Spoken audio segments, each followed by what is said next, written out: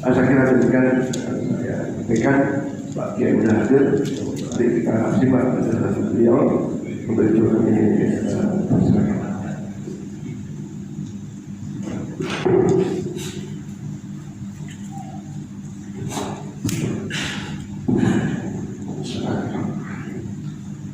Assalamualaikum warahmatullahi ta'ala wabarakatuh. Alhamdulillahirabbil alamin wa bihi nasta'in ala umuri dunya waddin. Allahumma shalli wa sallim ala sayyidina Muhammadin wa ala alihi wa sahbihi ajma'in. Amma ba'du.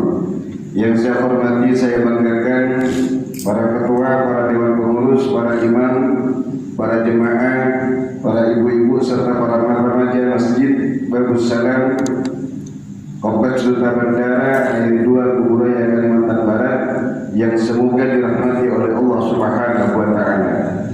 Pertama, alhamdulillah kita bersyukur kepada Allah Subhanahu wa taala yang mana pada subuh hari ini kita masih bisa berkumpul, walaupun mohon maaf Pak Haji, mohon maaf para jemaah, tadi malam saya kurang lebih jam 1:30 datang ke pondok atau hari ini jadi kakak nyantar kiai, ada kiai kembar kasih nyantar. Pas dibangunkan 4:30, sekarang nyantar jam 4 kurang kalau jam 4 lewat ya. Nah, biasanya kata saya kebun, saya tadi pakai motor. Kalau memang langsung saya penting saya sudah sampai ke tempat. Alhamdulillah masih bisa ditakdirkan oleh Allah Subhanahu wa taala. Saya berpikir tadi di jalan. Alladzi ana maka wa aiqadaka wallah. Zat yang membuatmu tidur dan zat yang membuatmu bangun adalah Allah. Artinya manusia, apa-apa yang terjadi di dunia ini, apapun itu tidak lepas daripada takdir dan qada Allah Subhanahu wa taala. Terkadang pada saat ini apa yang terjadi kepada kita itu pahit, tapi ternyata kepahitan yang saat ini kita rasakan ternyata kemanisan di masa yang akan datang. Terkadang saat ini apa yang ditakdirkan oleh Allah itu manis, tapi ternyata di masa yang akan datang yang manis tersebut menjadi pahit. Maka oleh karena demikian, apapun yang terjadi kepada kita, ingat bahwa la yaqulu illa bi iradatillah. Apa-apa itu tak akan terjadi kecuali dengan takdir dan qadar Allah Subhanahu wa taala. Ikhtiar, berusaha, harus berdoa memang, tapi akhirnya yang terjadi apa yang dikehendaki oleh Allah Subhanahu wa taala. Karena kalau kita ngaji tasawuf, bahwasanya Allahnya kita itu selalu dekat dengan kita, walaupun kita adalah hamba yang sangat durhaka kepada Allah, ahli maksiat, jatuh berkali-kali ke dalam jurang dosa dan maksiat, tapi ingat bahwa Allahnya kita itu sangat dekat dengan kita, bukan hanya kepada hamba yang taat saja, tidak, tetapi Allah juga dekat kepada hamba-hamba yang mereka juga jatuh dalam dosa. Tapi cara dekatnya Allah, kalau Allah dekat kepada hamba-hamba yang taat kepada Allah, maka Allah dekat dengan rahmat-Nya. Tetapi ketika Allah mendekati hamba-hambanya yang sudah kadung terlalu jauh kepada dosa, sudah terkadung jauh dalam maksiat, maka Allah Ta'ala dekat dengan ampunannya. Maka jangan pernah berputus asa dari rahmat Allah Subhanahu wa taala. Dan jangan pernah merasa bangga, merasa lebih hebat daripada orang lain karena ibadah kita. Karena Allahnya orang yang taat itu adalah juga Allahnya orang-orang yang ahli maksiat kepada Allah Subhanahu wa taala. Kita tahu Sayyidina Umar bin Khattab radhiyallahu anhu. Sayyidina Umar bin Khattab sebelum mendapat hidayah dari Allah, beliau adalah bajingan tengik. Terkenal bajingan tengik, kafir, nyembah berhala, bahkan membunuh putrinya.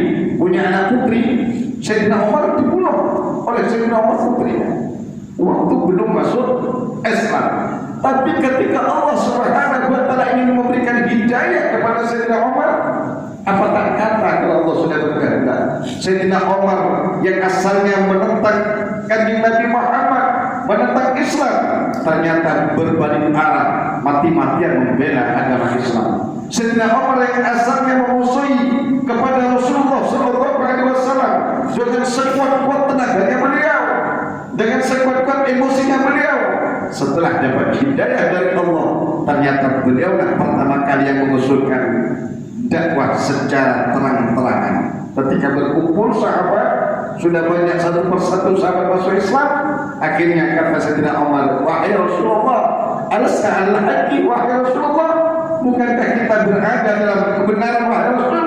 Bala ya Umar.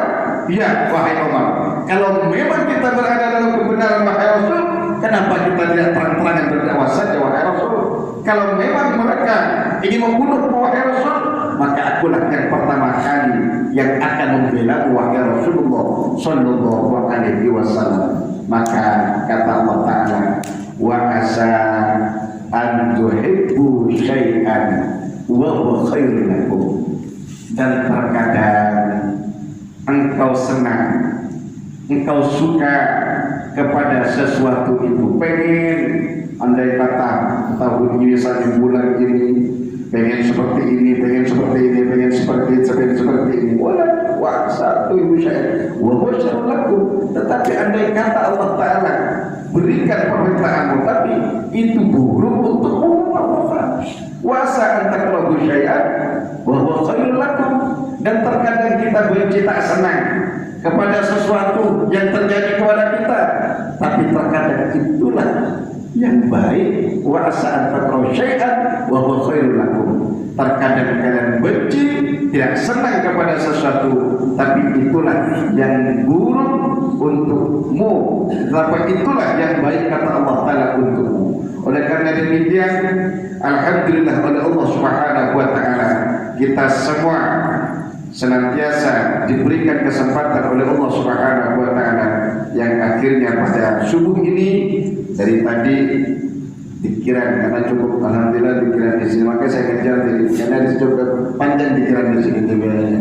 La ilaha illallah, yang biasa itu orang minggu berkata la ilaha illallah, la ilaha illallah berfisi, kata Nabi, kalimat la ilaha illallah adalah bentengku, man qalaha dakhala hisni. Barang siapa mengucapkan kalimat la ilaha illallah, maka dia telah masuk dalam bentengku. Wa man dakhala hisni amina min adhabi. Barang siapa yang masuk dalam bentengku dengan mengucapkan kalimat la ilaha illallah, maka dia aman, selamat dari siksaku. Mudah-mudahan kita semua diamankan, diselamatkan oleh Allah dari siksanya Allah Subhanahu wa taala. Amin Allahumma amin. Hadirin yang semoga dirahmati oleh Allah, walaupun agak singkat, saya membacakan satu atau dua hadis dalam kitab Mukhtarul Hadisin Nabawiyah yang semalam sebelum tidur saya sempat baca satu atau dua atau tiga hadis. Kemudian saya menemukan satu hadis yang kayaknya cukup unik untuk saya sampaikan pada hari ini. Kata Nabi, la ya'tiyanna 'ala nasi zaman yatufur rajulu fihi bis-sadaqah min adh-dhahab summa la yajidu ahadan ya'khudhuha minhu. Bahkan datang, kata Nabi, pada manusia satu masa yatufur rajulu fihi, saking orang kaya-kaya semua pada masa itu, pada zaman itu, ada seseorang yang dia berkeliling membawa sedekah. Dia pengen bersedekah, mau bagi-bagi masjid, mau bagi-bagi, saking penumpuk masjid di rumah. Tetapi anehnya, summa la yajidu ahadan ya'khudhuha minhu, tapi saking sulitnya menemukan orang fakir ketika itu, dia tidak menjumpai seseorang yang mau menerima sedekah masjid. saking kayanya semua. Berarti ada masa manusia ini kaya semua hingga orang tidak ada yang mau menerima sedekah. Kapan itu Allah Ta'ala? Wa yurrajulul wahid, dan di zaman tersebut wa yurrajulul wahid akan terlihat satu laki-laki yatba'uhu arba'una imra'atan, akan diikuti, disenangi, dicintai oleh 40 wanita. Nah, satu laki-laki diikuti oleh 40 wanita, yeludna bihi, yang 40 wanita ini bersenang-senang, merasa senang dengan satu laki-laki ini. Kenapa demikian? Min idratil rijali wa kasratin nisa, karena saking banyaknya laki-laki dan banyaknya perempuan, saking sedikitnya laki-laki dan banyaknya perempuan. Jadi akhir zaman itu Pak, akhir zaman Bu, itu laki-laki itu makin sedikit, lebih banyakkan perempuan. Coba kita teliti di kampung-kampung kita, di masyarakat kita, kelahiran itu terbanyak itu perempuan. Maka ini bukan saran ya. Jadi kalau ada suami-suami sampean nambah, bukan saran. Kalau itu ini bagus, berarti alhamdulillah inilah wanita-wanita surga. Cuma kata perempuan, enggak usah, saya cari surga yang lain saja. Mendingan minum racun daripada madu, kata racun. Tapi ini akhir zaman. Bahkan dalam hadis saya pernah menemukan hadis al-Kabaqal ulama dalam kitab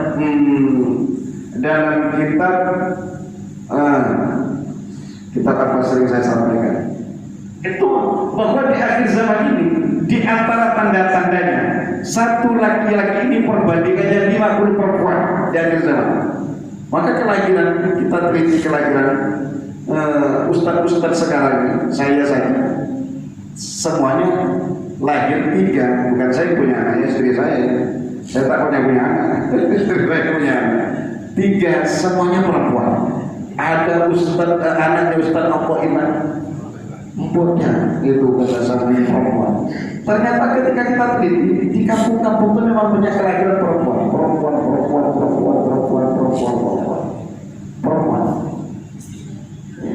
Istrinya berapa? 3 katanya istrinya. Masya Allah. Masya Allah. Ini di antaranya. Maka oleh karena demikian, inilah. Tapi kita harus juga menjaga pergaulan di luar. Naudzubillah min dzalik. Mudah-mudahan aman semuanya kita. Pergaulan di luar itu sangat bebas. Pergaulan di luar, anak-anak muda kuliah dari daerah-daerah, bahkan dari dalam kota, ngontrak ngekos, kadang ngontrak ngekos satu kamar, bukan dengan mahramnya, bukan dengan mahramnya satu kamar. Makanya diingatkan oleh Nabi, man zina bi imra'atin, naudzubillah min dzalik, barang siapa berzina dengan seorang wanita muslimah atau non muslimah, baik yang dizinahi itu adalah wanita muslimah atau non muslimah, tak bertobat kepada Allah sampai matinya, fatahallahu alaihi fi qabri, maka setelah mati Allah bukakan di dalam kuburnya thamaniyat abwabin minan nar, 8 pintu yang tembus ke lubang di dalam api neraka Allah Subhanahu wa taala. Ketika mati orang penzina, naudzubillah min dzalik, tak bertobat sampai matinya, maka setelah mati Allah Ta'ala di dalam kuburnya membukakan 8 lubang yang tembus ke api neraka jahanam yang berada di atas bumi yang ke-7. Fatahallahu alaihi wa sallam yang merujuk mintil ka'abah, yang akan keluar dari pintu-pintu tersebut haqqarin wa hayyatun, ular-ular dan rajin sampai hari kiamat. Maka sering saya sampaikan Pak, kalau kajian biasanya kan begini, istri ibunya mati, ibunya wafat, bapaknya ini karena anaknya tidak disuruh nikah, tidak mau kalau bapaknya nikah lagi. Biasanya itu bahaya. Makanya dulu saya jelaskan, bapak-bapak pernah mana saya diundang. Kalau memang sampean tidak dikasih izin oleh anaknya nikah, WA saya. Betulan sampean punya pengen kawin, WA saya. Kemudian pura-pura itu saya ngomong kurang lebih 3 minggu daripada itu. Ada nomor. Assalamualaikum. Salam. Sebagaimana yang telah dijelaskan oleh Pak Ustaz. Ini Pak Ustaz, nikahkan saya Pak Ustaz. Ya saya nikahkan Pak. Kalau na'udzubillah, saya sering nangani kadang-kadang tentara-tentara muda itu kan dia tak bisa kawin.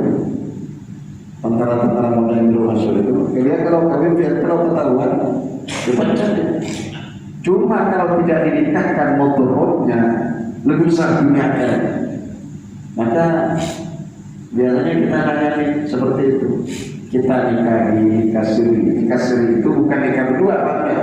Nikah siri itu nikah di bawah tangan. Dia tetap orang tuanya ada, kemudian dinikahi dengan ada 2 saksinya dan seterusnya dan seterusnya. Pokoknya kalau hukum nikah, insya Allah saya hafal. Madhab apa yang tak hafal insya Allah. Madhab Hanafi ini tapi jangan dikerjakan ya. Kalau diterangkan tak apa. Madhab Syafi'i ini pernikahan ini tetap seperti biasa.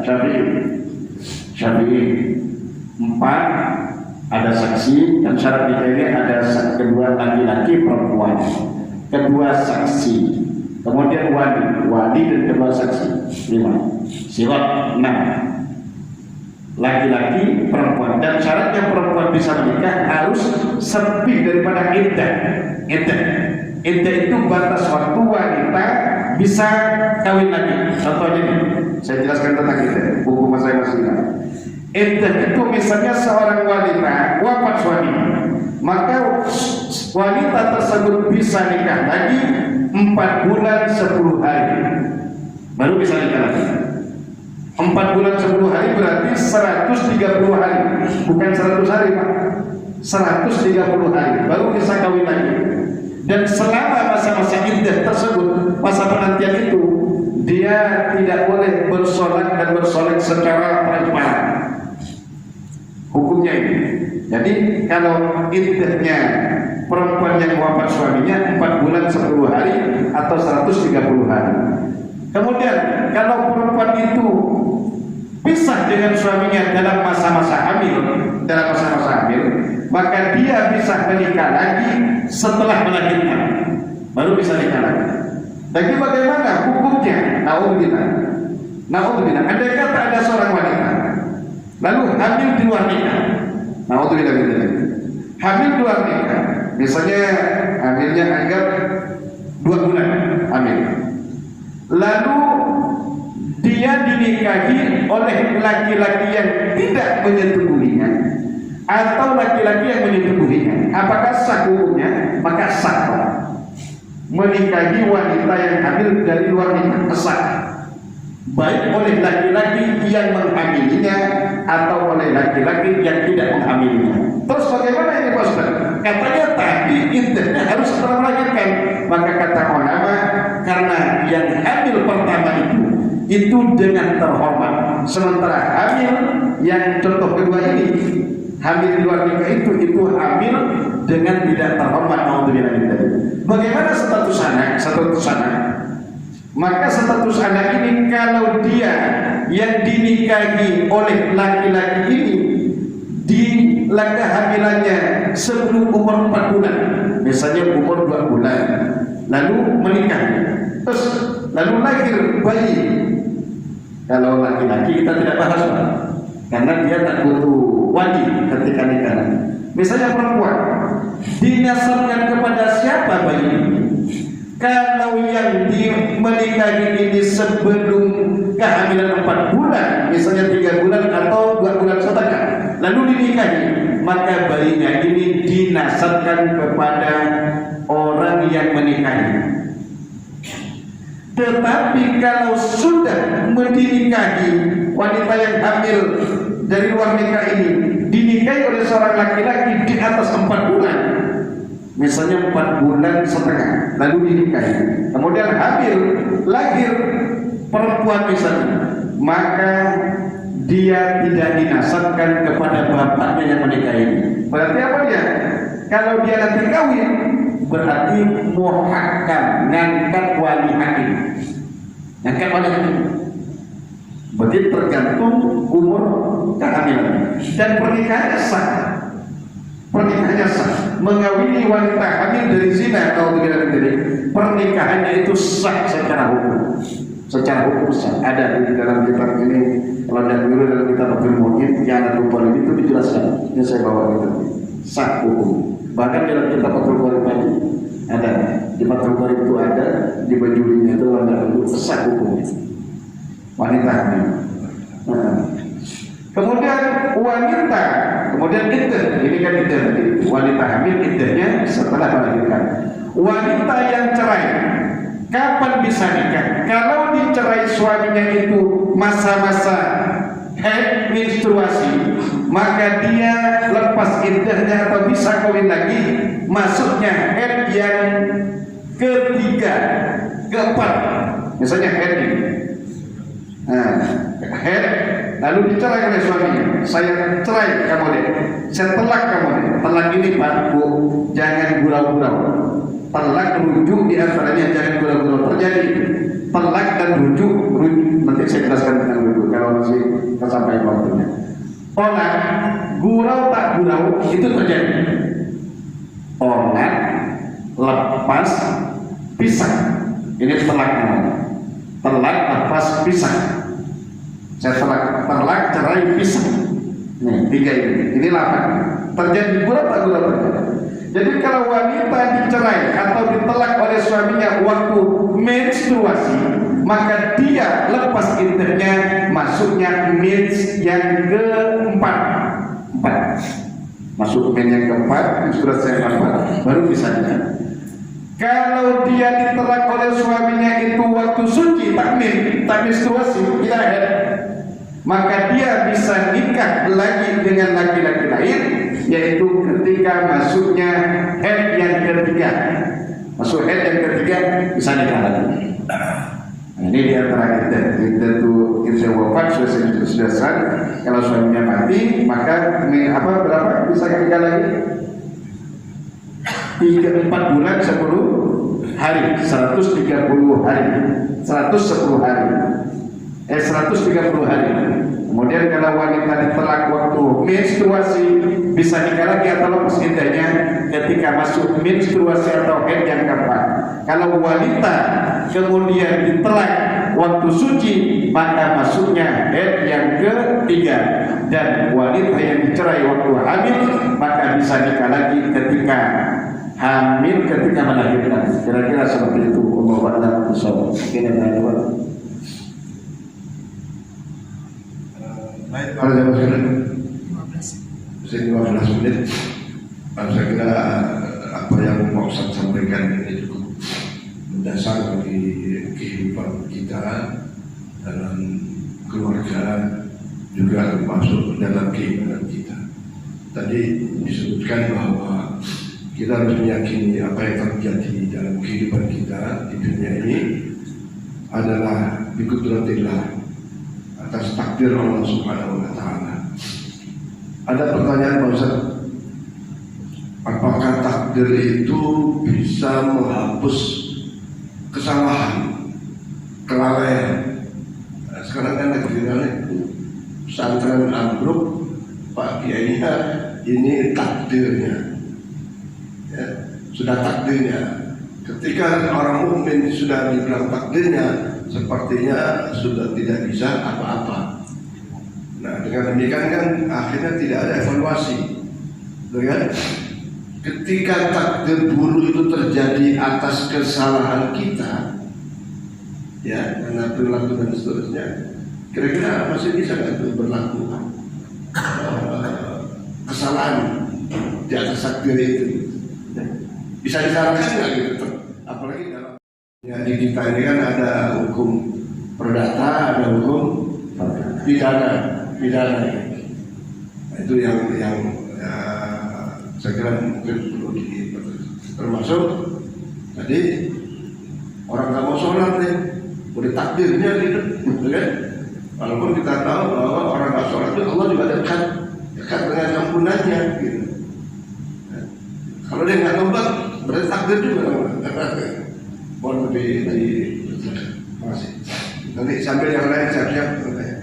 Kemarin sempat kita diuji termasuk dunia pesantren sebenarnya yang diuji, dan ujian bagi masyarakat netizen sebenarnya.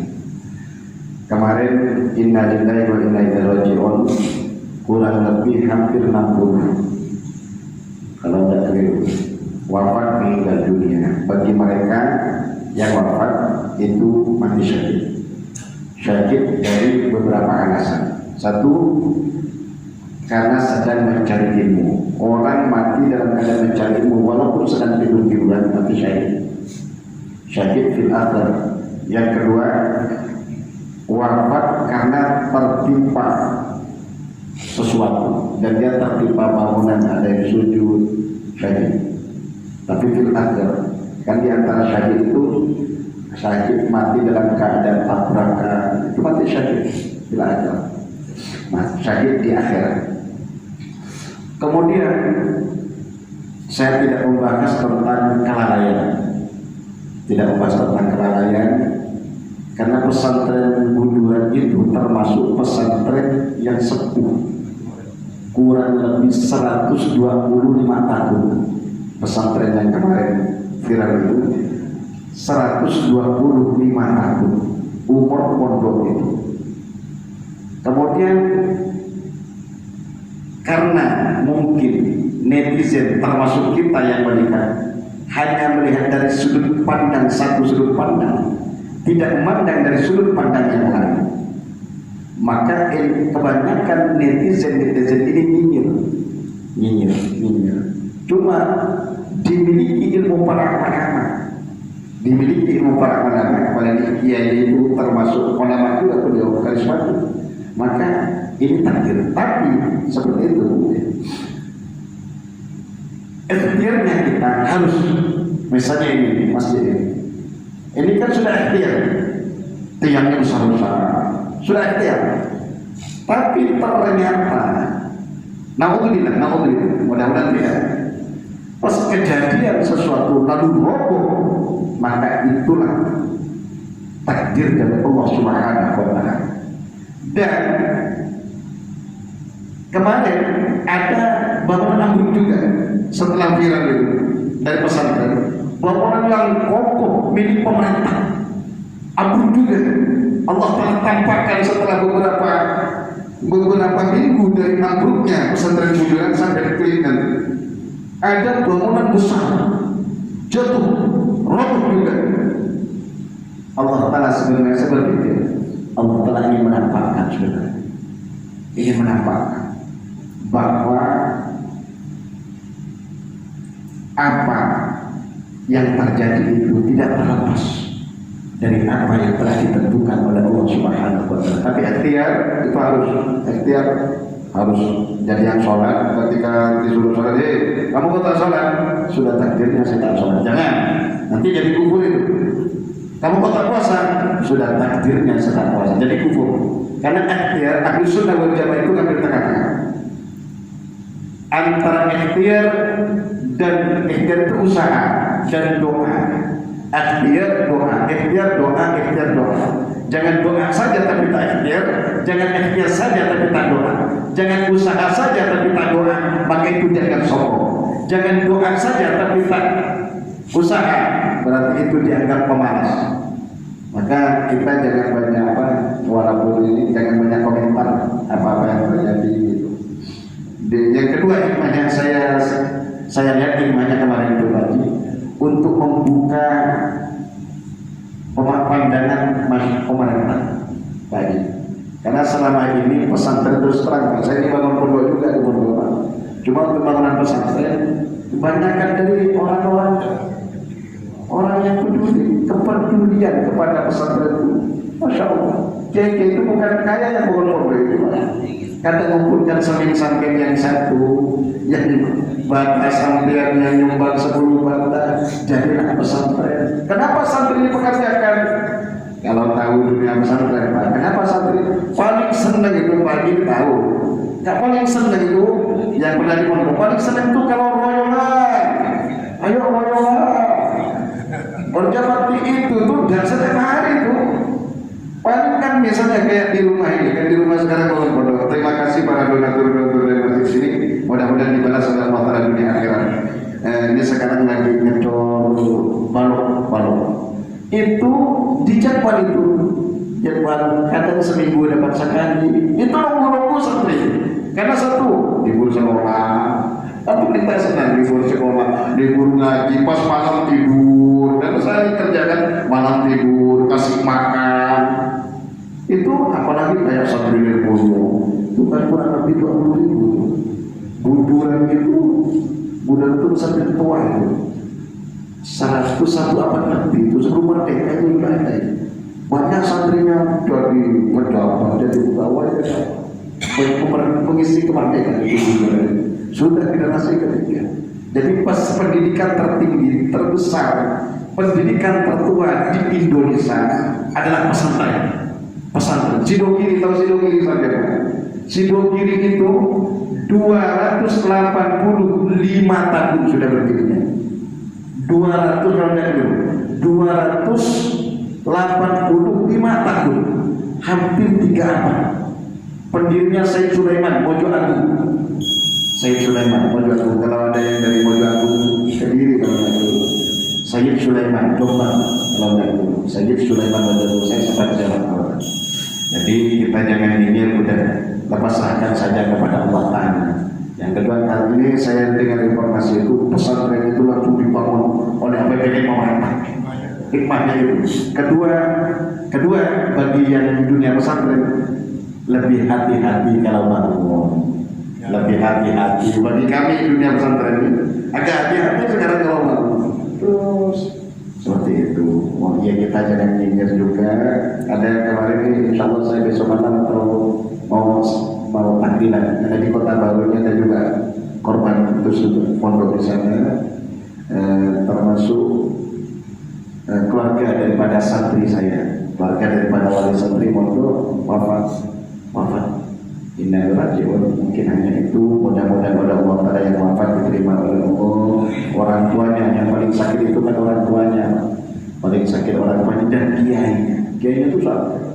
Cuman udah ini rajiun, udah tak ada lain. Ini rajiun, kembali ke Allah Taala. Mungkin hanya itu. Semoga bermanfaat Allah Taala. Baik para jemaah sekalian, waktu juga sudah surut, sudah waktu 3. Sekali lagi mudah-mudahan apa yang beliau sampaikan menguatkan keimanan kita tadi.